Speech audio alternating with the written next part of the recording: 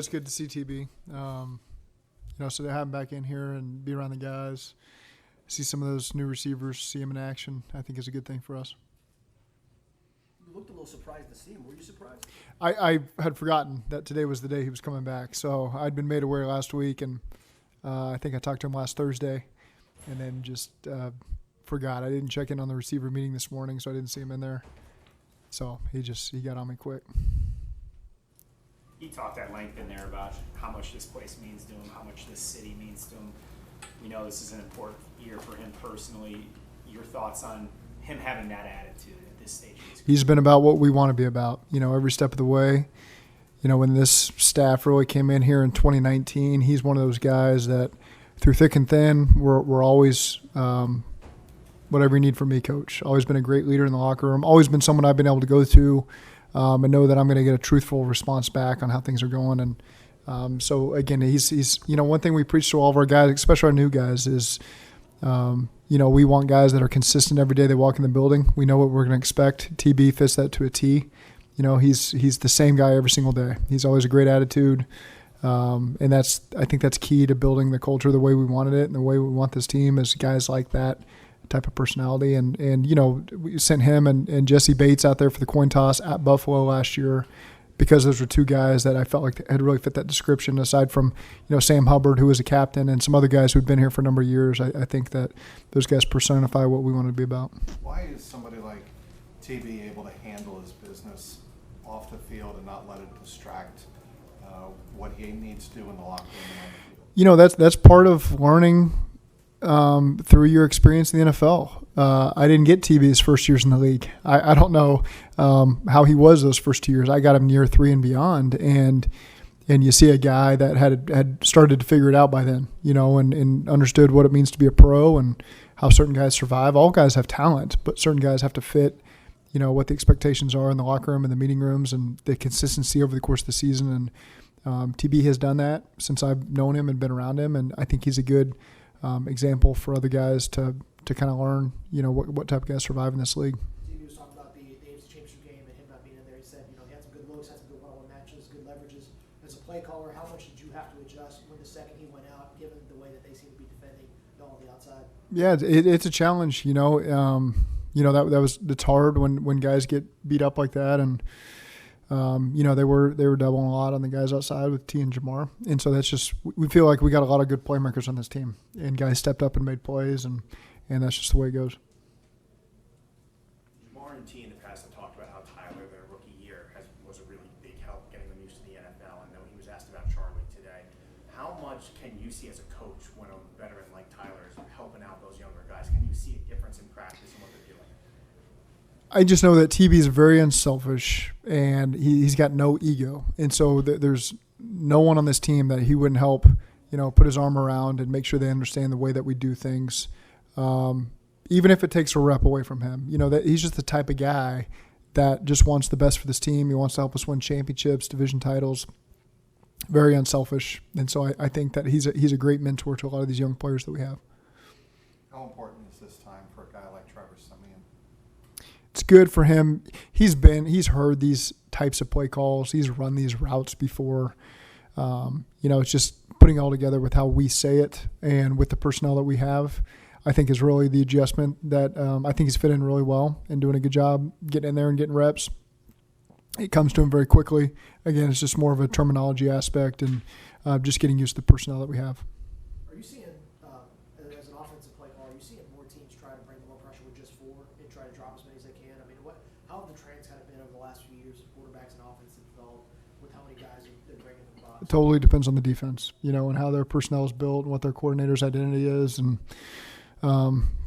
it just depends on the team we play. They're a team that maybe just rushes forward and doesn't pressure as much because they feel good about their back end or their front 4. Guys that, will bring 5 or 0 you.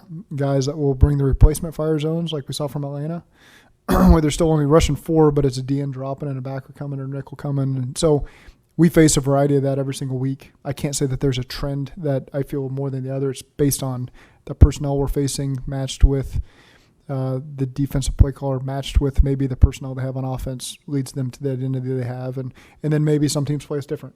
And so some teams determine they want to blitz us. Some teams determine they don't. So I can't say that there's a general trend that we see. It's just based on team to team. Drafting a guy like Miles and being able to have him as kind of a rotational guy early, is that maybe beneficial for in games to get deeper in the season, fourth quarters, high level situations that maybe guys like Trey, Sam, Joseph, they're fresher in key moments? How much of that maybe was in the equation when you went through the draft? Yeah, I don't think it hurts to have enough guys that can play up front. They can play together as well. You can get to third down situations and find packages where they're all three. It's not giving guys a break necessarily. It's getting as many on there on the field as you can.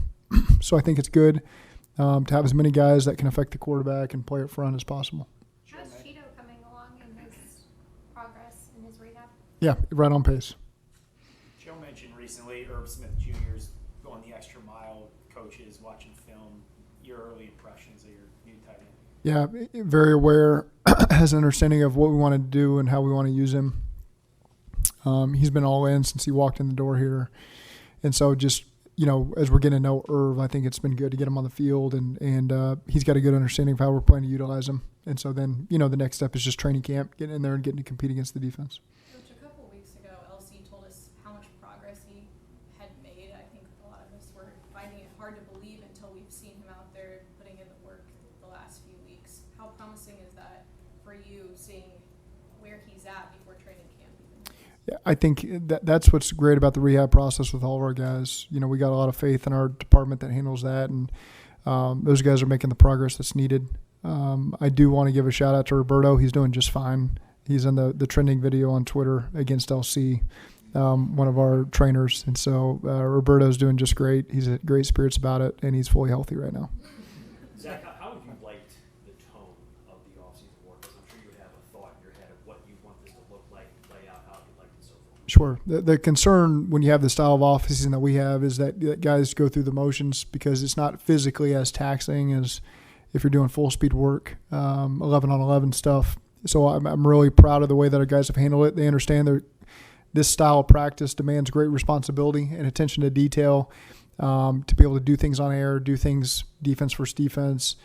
Again, the things that I pay the most attention to, I spend a lot of time watching the huddle. I watch the defensive guys bring it up and their interactions with each other and calling the plays in the huddle and urgency to get lined up. Same thing on offense. That TB walks in the huddle the first time today, and so there's a group of 11 there that hadn't been together before. Orlando's a new offensive lineman that's in there. TB jumps in there as the receiver. He hasn't been there. Irv is in there. So it's just good to see the camaraderie and those guys start to come together. And that's, I think, what's so important in the offseason is developing that chemistry, integrating new players, rookies, and free agents. And then there's tweaks that we make on both sides of the ball, really all three phases. And I think our guys have really had great attention to detail on some of the new stuff that we're doing on air. And then we get a chance next week when OTAs start to do it more in a walkthrough setting against the other side of the ball. And these guys will be ready to hit the ground running once training camp rolls around and feel like they've really mastered it as much as they can, just the technique aspect of things before they have to go really put on the pads and compete. The tempo that you guys practice at, even though there's no pads running, is a pretty significant tempo. When guys come in as rookies or from other teams, how do you notice that it takes them any period of time to adjust to what you're doing? Is it pretty fluid? I think it's been pretty fluid. I think that's what this allows you to do is those guys feel comfortable before they're asked to go out there and line up with a guy over their head and do the techniques we're asking them to do and run the plays and line up in the splits and make the adjustments on defense and things like that. So I think it's conducive to helping those guys understand it very quickly. How much do you expect the players to do on their own, film study, classroom work, what have you, to complement what you're doing on the field at this time of the offseason? Yeah, it's the coach's job and some of the veterans' job to teach how we want it done. Once you get into the season, and you do expect once you've taught it once that somebody returns the next day and they've got it, whether that meant it really made sense to them at the time that they heard it, or they need to spend extra time in the hotel or at their house studying it a couple more times to make sure it makes sense to them. And so guys learn different ways. Some guys need to get on the field first before it really hits home for them. And so I think that we're able to hit all those different ways of doing things, watching the film, showing them a playbook, doing it on the field. And so it's really up to the player to which way sinks in the most. And then and our position coaches understand how to reach each player the best. But it's on them to make sure it's really locked in, however they do that on their own at home before they show up the next day for work. Would you say it's safe to say that how smart you work at this time of the off season as opposed to how hard you work? I think smart's a good way to do it. We want our guys to go into the summer feeling really healthy, feeling good about themselves so they can come and compete at the highest once training camp opens up. I think that's one objective that I personally have for our team when they walk out the door on June 15th, that they feel in peak physical condition, that they can utilize those next 4 or 5 weeks to make sure that when they show up to training camp, they're hitting the ground running and not feeling like they've developed a new injury or anything like that. I feel I learned that really after my first offseason here, talking to several of our veteran players that I had a lot of respect for, that maybe felt banged up coming out of spring. Not banged up that, we're hitting, obviously there's no contact, there's only helmets on, but some of the 11-on-11 stuff we did, they felt not as good as they wanted to coming into training camp. And so you take that to heart and you reconfigure your training camp a little bit to make sure we're getting all that physical work. And I feel like we've arrived at a really good point now to where our guys understand why we do things the way we do them, what's going to be asked of them when they show back up in late July, and how to get our team ready for our first game of the season, against Cleveland. Could you ever see going back? I mean, is it individually each year, like you take the temperature of Yeah. how many veterans, rookies, things like that? Yeah, I think every year will be a new year with where our roster is at and what we feel like, what kind of work we need to get done. Certainly, we could be capable of doing more in the future if we got a different style of team. I think right now we've got a lot of experience here of guys that can help incorporate some of these newer players we have, and we can do things the way we're doing them and be ready in training camp to get ourselves ready for that first game. Zac, what's your reaction to the fair catch rule? How do you best prepare for that? You got a lot of new pieces on the kick team. Yeah. How do you decide what the best strategy is with that change? I think that'll be a work in progress. That'll be something we continue to talk through with Darren. So again, we've kicked around a lot of different scenarios that can pop up. I won't get them all into here, but it will change. Kickoff and kickoff return.